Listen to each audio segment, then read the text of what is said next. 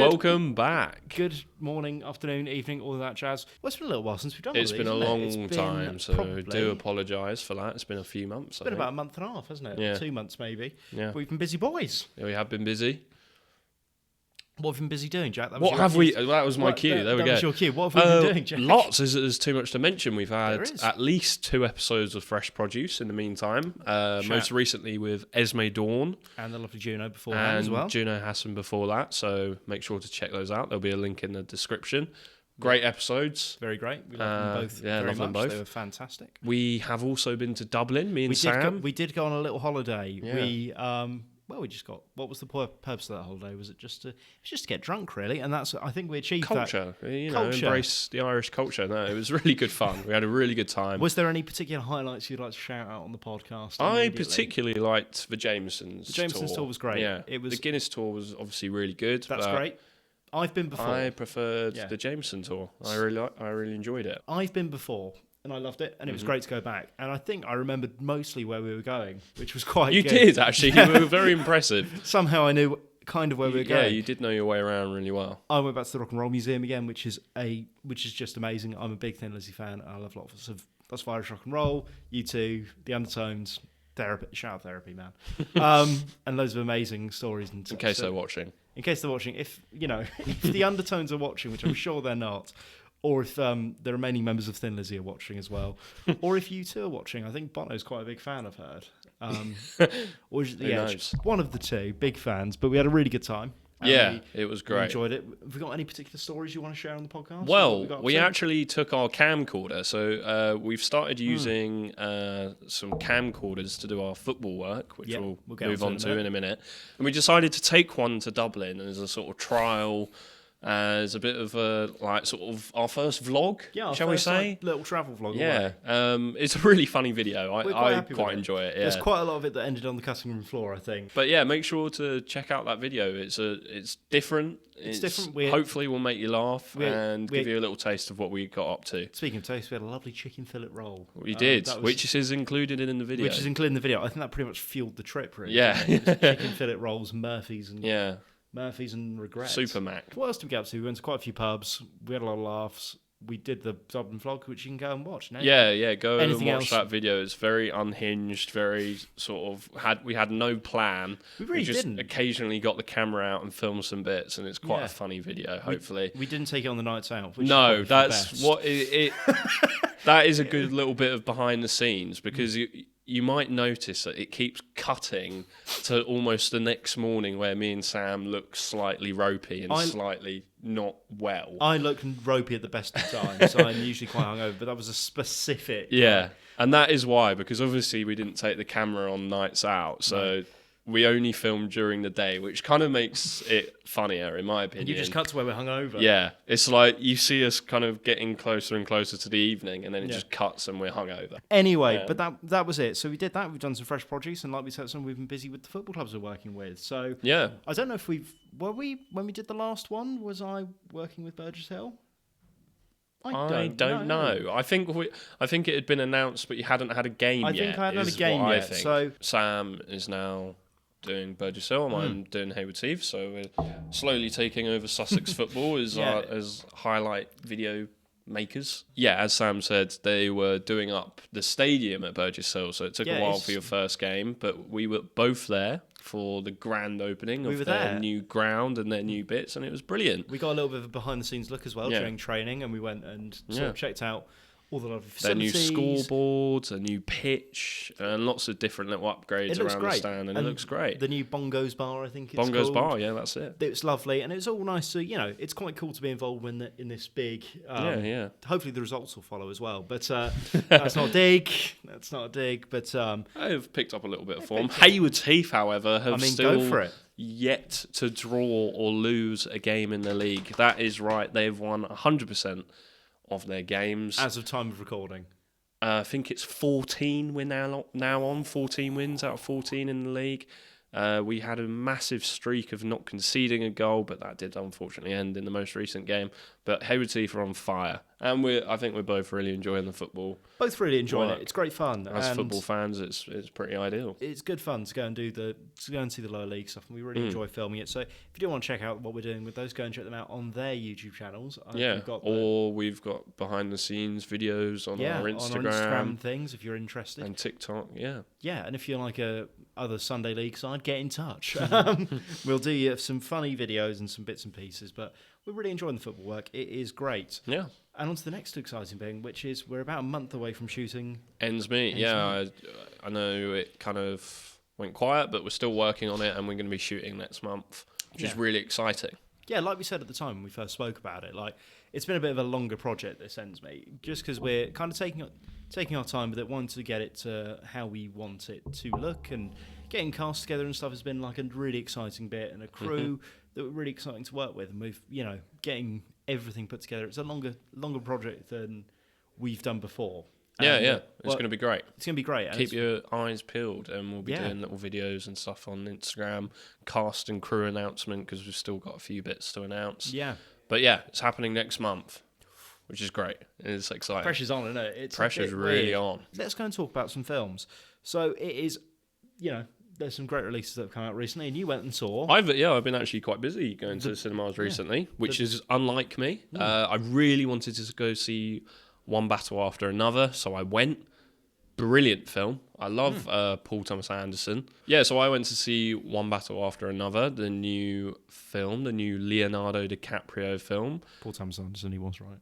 Thank God for that. I'm a big fan of Paul Thomas Anderson, his films, and obviously having Leo in it, and had a great cast altogether as well.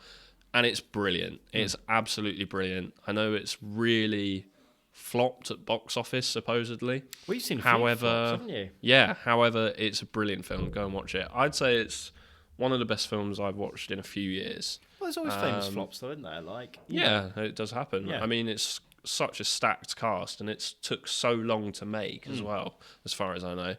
But it's a brilliant film, like great action. It's comedic in points, and my personal favourite thing about it, the score and the soundtrack is just incredible. I loved it, and the action and the look of the film. It's brilliant. It's the best film I've watched in a long time. The only critique I would have is the ending was a little bit. Didn't quite I find that's push it to the heights. I find that's the most disappointing though, when you got a great film like that and just the ending doesn't quite land. It just doesn't quite land. It doesn't quite wrap it up properly. It took a while to end when it didn't need to. It was kind of scenes that happened that didn't need to happen, in my opinion. But it is a very good film, so go and watch it. Anyway, you also went and saw another. I've also gone and seen. Flop. Yes, I've also been and seen the new Tron Ares film with Jared Leto. Oh. Another flop in box office. Haven't Disney already announced they're not going to make another one? Well, they've said that they've kind of hinted at the retirement of the franchise from the big screen. I mean, I really enjoyed it. Yeah. I don't think it's like an amazing film, but it's very enjoyable. I think, especially seeing it at the cinema, you get everything you should get from watching a Tron film, like amazing special effects, amazing visuals, amazing special effects. It's just really cool. Yeah, like the last one was. The thing is, Legacy was so cool, and even that's what this film was. It was really cool.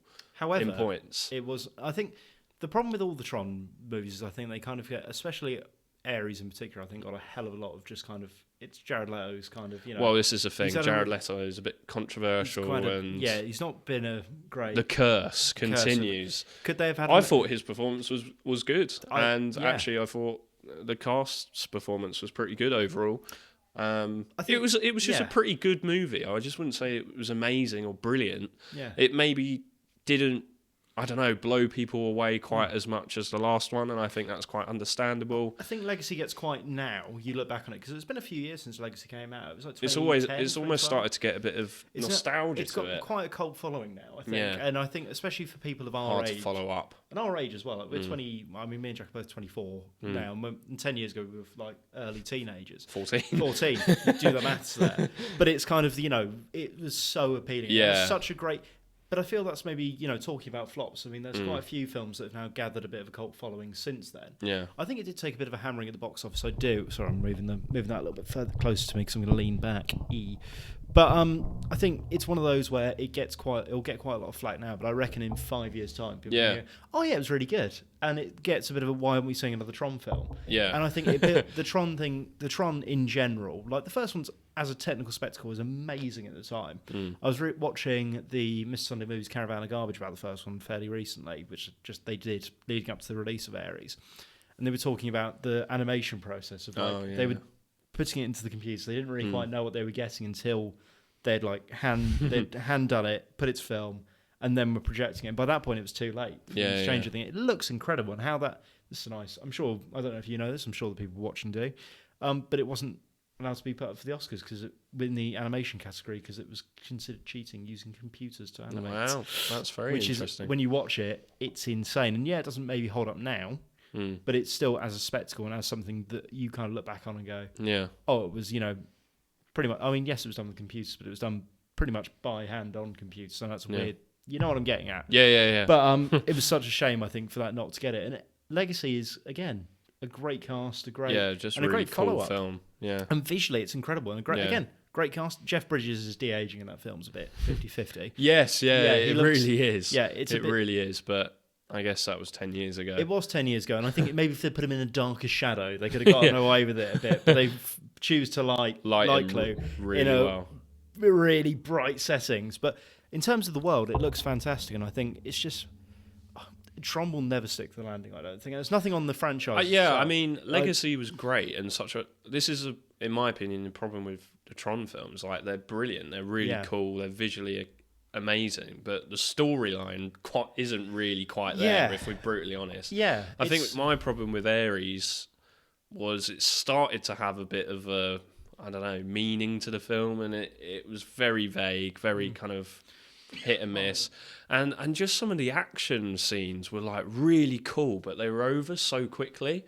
Like that famous scene where they're going down the highway on the Tron bikes, which everyone went mental at when the trailer came out and was like, that's so cool. That's actually a really short scene, and it just kind of it could have done with a bit more of the good stuff. There's just not enough. If that makes sense. I think the scope and scale is amazing. There's lots of great backstory to it that people have expanded upon in many different forms of media. I mean, obviously video games is a big one. Obviously, well, it's Tron, so why would it not? Great comic books and lots of little shorts and little supporting stories and things. I don't know. It's just, and the TV series as well. That's meant to be fantastic. I've never seen any of it, so I think it's called Tron Uprising. But that's meant to be really incredible and following kind of Clue and Tron himself. But it's just, I don't know. It doesn't have the characters I think you want to fall in love with, and I think that's kind of why. That's fair. Because you've got nobody already. I mean, the closest you kind of have is the Flynns, and they're not in the new one as far as I know. That's correct. Yeah, you've not kind of got, and Sam was such a cool character in Legacy. And then wasn't brought back. And I know there's been lots of behind the scenes drama with because there was meant to be 3, I think. Right. From Legacy, I think. Don't quote me on that, or at least a sequel anyway. I know that was in production for ages and then just kind of disappeared. But I think, that's just the problem with Tron, is they never quite stuck the landing. And we'll look back at it now and go, oh, it was really good, why won't there be another one? And probably Disney will bring it back in 10 years' time. Yeah, I think that's the thing. You wouldn't want another film in a few years. I think it's the kind of film where you kind of want to wait for technology to advance a bit to see what could they do now? That is a good point. Because the story's never going to be that great. And if you made another one in 2 years' time, it's going to look fairly similar. That's the thing, though. It could be. If they had, I think they need a strong character to believe in. You just need more of a dramatic story to it and a better quality of it. I think it's great, in Legacy when they were talking about the permanence program, and they do a lot of that in Ares as far as I'm aware as well. Don't know why I forgot the name of it. We've been talking about it for the past 5 minutes, but it's just you want characters to root for. I don't think Tron quite has that, and that's its biggest issue. But it does look amazing, and I think we will see. Yeah, it's great. It's a great film. We'll see what really happens fun. with that. Go and watch it. Go and watch it if you get the chance, and then let us know in the comments what you think. It's Halloween time as the time of recording. Sorry to move on in quite a just day. This will be out on Halloween. So happy Halloween, everybody. Happy Halloween, everybody. What are you dressing up as? Jack's going to dress up as Brokeback Mountain, both of them. We're actually in costume now, and that's why we look so horrific. We do. That's why my hair's kind of got a weird, horrible Superman curl. Because I've secretly got the costume under my T-shirt. Anyway, moving on. We're going to talk a little bit about some horror films and a little bit... We're not massive horror fans. No, we're Let's not be completely massive horror frank. fans. We're not. Especially, like, traditional horror. Or, like, I don't really like kind of jumpy, huge... Yeah, like, jump scary, kind of that jump sort of scare. thing. I think it's a lot... There's a big gap in quality, I think, with some horror films, or at least Halloween films in general. Not to particularly pick on a certain genre there, yeah. But it's true. I think there's a big dip, and some people love that and find it very kitsch and very like, what's the term? Not kitsch. Well, kitsch is the right term. Cult. Some really great cult classics, and all that stuff. And it's very some of the designs and iconography are very recognisable and really powerful. But it's not something we're too big on at all, I think. But we'll still talk about it. We'll still talk about it because we want the views. Yeah, we want to hop on the trend of talking about it. And Jack brought up quite an interesting point. So we were trying before the podcast talking a bit about... Oh, sorry. I thought you were nudging me to be like, don't say that. You did say some horrible things before we started recording, but I'll leave that there. Talking about films that we'd class as horror films. Yeah, I wanted to know whether, Sam, and I want you guys to see what you think, whether a film like Jaws is a horror film. Because I would say it is. I don't know if I necessarily agree. I also talked about 47 Meters Down, which you looked up, film. And it said survival horror I'm going film. to get the exact quote that we got up. It was. So that's 47 Meters Down is a 2017 survival horror film. There you go, survival horror film. So I think that's more my preferred type of horror film. Whether I think there's some hardcore horror fans there are some really who are going to think horror you fans. can't call Jaws a horror film, but I don't know. I'm going to call it a horror film. Jaws is obviously a classic, an incredible film. 47 Meters Down is brilliant. I love that film. Life. Yeah, Life. So this was a weird one. Life's actually. a really interesting one. I really like Life. I remember this film coming out and it being like a really underrated, in my opinion. Very underrated. I remember like this is going to be me getting into the depths of my Spider-Man nerdiness here. But I remember when this was coming out, I remember seeing a couple of videos online being like, "Oh, this is going to be about the symbiote. This is going to be about the black suit." It wasn't. It definitely wasn't. But it was like the idea was something about the cast. I can't remember the exact... I think it was made by Sony, and then you got some, not to be mean, but proper nerds on the internet being like, "Oh my God, this is going to be his introduction into the world." And it wasn't. It was too late when it came out anyway. But it was that's a weird side story that I've just remembered from that, actually. Again, I'm not a huge horror film fan. I don't watch loads of it. It's not something that particularly draws me in. There's nothing against it. It's just not what I tend to watch. For example, I watched Talladega Nights last night. If you haven't seen that, go and watch it. If you're not first, you're last. I don't know. There are a couple of films that kind of came to mind of just the classics, and I know it's something that's been rehashed. Yeah, but The Exorcist is amazing. I think that's really quite incredible. I remember watching that for the first time during like lockdown times, and being like, "Oh, this is really, really great, actually." But again, I wouldn't say that's something horrifically. I mean, it's quite obviously it's a demon taking over a child, which I was going to say, oh, it's not actually that horrific, and actually it was quite. But watching it back now, it's aged really well. It's a brilliant film, and it's amazing. Film. The thing that always sticks out to me that I always found a little bit horrific was when they're doing like, I don't know if you remember in the hospital when she's getting all those tests and they lock her up and they take her spinning and take like thyroid injections and things. It was really a bit. Quite like, oh Jesus! Actually, this is a bit too real because like everything else is, I think, so fantastical about that. When she goes down, that's probably one of the weirdest scenes. Is when she comes down the stairs and just like interrupts the party. I'm not going to talk about that in depth because I don't think we can talk about it online. Get off your phone. I'm researching. Don't look that up on your phone. But The Exorcist is really great and so iconic for so many reasons. Yeah, Psycho, great. Of course. That's amazing, great. That's more of a thriller, I'd say. The It films are... But I think thriller and horror, there's a bit of a... I think there's kind of a lot of crossover in that. Yeah. I wouldn't say there's like... Like someone like the Texas Chainsaw Massacre film. I think that's a horror, personally. And The Hills Have Eyes, that's a horror film as well. But what was just about to say? I had a really good idea. I had a really good point in my head that I was going to share, but now I've forgotten. That's great for a podcast, isn't it? The Shining. We haven't even mentioned The Shining. I haven't mentioned The Shining. No, that's great. Doctor Sleep, the sequel to that. I feel that got a lot of hate and didn't need to. Is that with Ewan McGregor? It's with Ewan McGregor. Yeah, I think I haven't seen it. It's really good. But what else haven't we mentioned? I feel like got a lot of hate at the time. The New Invisible Man was quite good. I quite like that. Did you watch that? No. That's really good. See, I've just looked up best ever horror films. See which ones we've missed, and Alien comes up. I don't know if I'd call Alien a horror film though. So I'm sticking to my Jaws being a horror film, and Psycho. I think I wouldn't call. I've just mentioned. You just mentioned The Shining. Scream. That was the thing. I was going to talk about gore. I'm not in general, but just in sort of like 28 Days Later comes up as well. That is quite. I'd say that's quite a horror film, but it's not. Some of it's quite intense.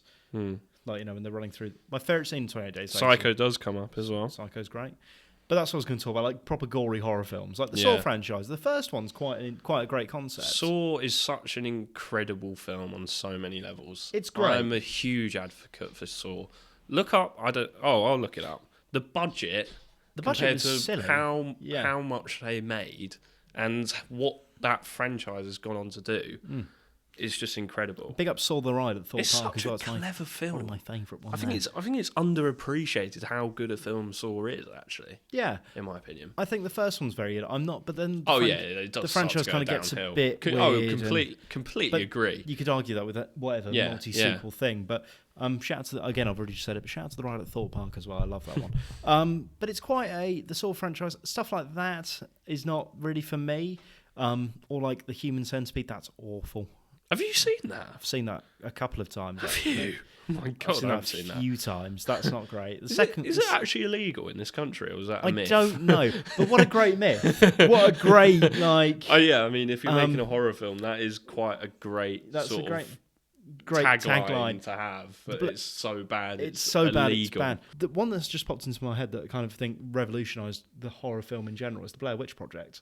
Like the amazing found footage kind of aesthetic, I think became quite iconic and was used quite a lot in other things. Shout out to Chronicle with Josh Trank. I mean, didn't do very great work after that. Sorry, Josh, but you didn't. That's your own fault. Cloverfield's really good as well. I don't know if I'd class that as a horror film. Well, this is a thing, but I would. I think it counts. Yeah. Get Out, we haven't mentioned. That's the best one in recent times. Yeah, comfortably, in my opinion. But Get Out's really good. Very clever film. Very clever. Great story. Amazing performances in that film as well. That's amazing. That's a brilliant film. I think that's got to be one of the best. Good. We've talked about Jordan Peele before, but it's got to be one of the best directional debuts of all time, isn't it? I think it was his debut, was it? Yeah. No Get Out was his. Yeah. No, 100%. 2017 that came out, but Daniel Clerk's performance in that is amazing. I know I keep mentioning it, but he's incredible in that. He's just such a good actor. I just love him. Some people remember. Do you remember the first time I saw him? Was he? I think he was in. I'm not going to say that first. I'm just going to double check, but I'm pretty sure he was in Skins. Daniel, yes, he was in Skins. I'm remembering that correct. It's probably been about 10 years since I watched Skins, but no, he was in Skins. There you go. Sorry, a lot of great people came from Skins. Tony, not Tony as he's known in the show, and he's now Nicholas Hoult, household name now. Yeah. Lex Luthor, Beast. What else has he done?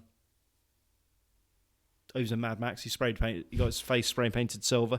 Anyway, but I think that there's some other great horrors. Hocus Pocus is one more for your like family friendly ones. Frankenweenie. I don't know if you've ever seen that. Frankenweenie. Well, that's a good little genre to go into, like scary movie and scary movie, little films, comedies. Yeah, like what's the word? What family friendly, sort of scary.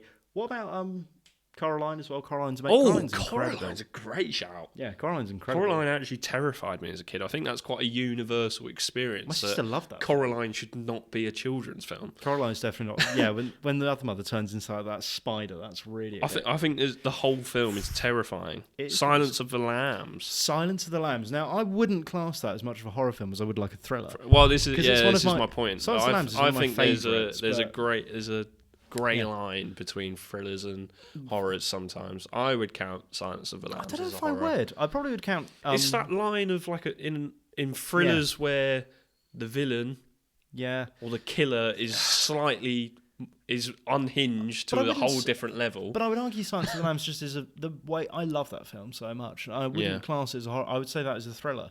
But I don't know whether it's because we're maybe a bit more... The standard of a horror film has to be of like a certain amount of gore or a certain amount of like... violence, or we're easily scared. But you watch that and it's more kind of gets into your head. I think Silence of the Lambs. And Jodie Foster's performance in that is Forster. It is Forster, or is that just 'cause she's Canadian?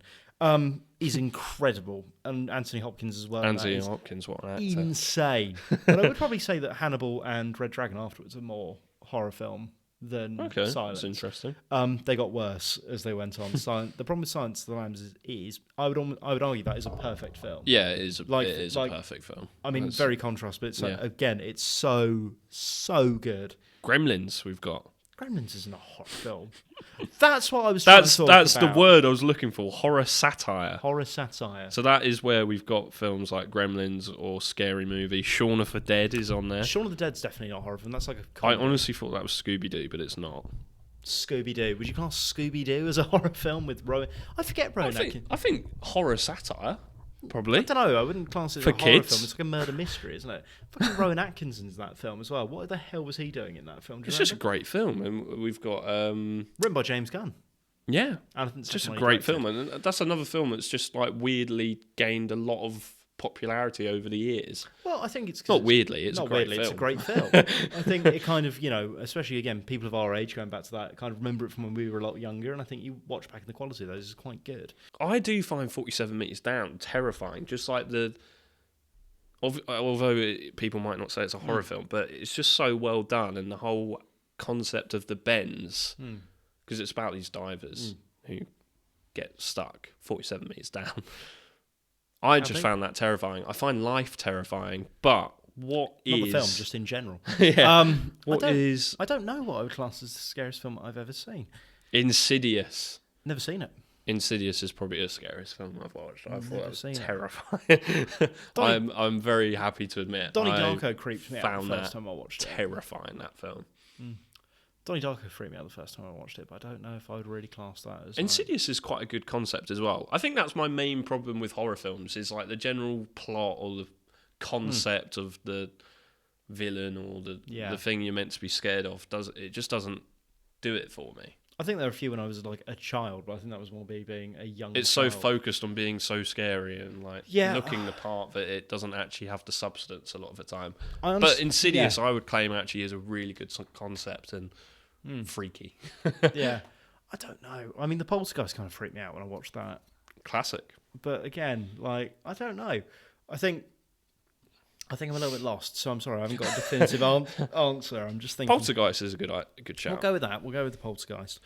But no, I don't know what to go for, really. You guys message us what your favourite horror films are and which ones we've missed. It freaks me out in The Dark Knight when he throws the imposter against the building, and then Bruce goes, "Ah!" Because he never. I watched all three of them back to back the other day, and I just forgot that happened. I went, Jesus Christ, that's a bit it's a bit full on. And not Scarface, Two-Face, and that looks incredible as well. I don't know why I'm bringing that up. That's not a horror film, but that'd be a great concept. I'd love to watch like a Batman horror film. Yeah, like set in like the Arkham Asylum. I think that'd be amazing. Isn't there going to be a like Star Wars-esque horror film? No, Ooh, I think I've made that up. I don't know if you have, because it feels familiar, but I don't know whether that's because something we've talked about previously. Star Wars horror film. Was 1313 meant to be that? Don't know. Remember the video game that got cancelled? Apparently they're still working on it. With the Andor showrunner Tony Gilroy.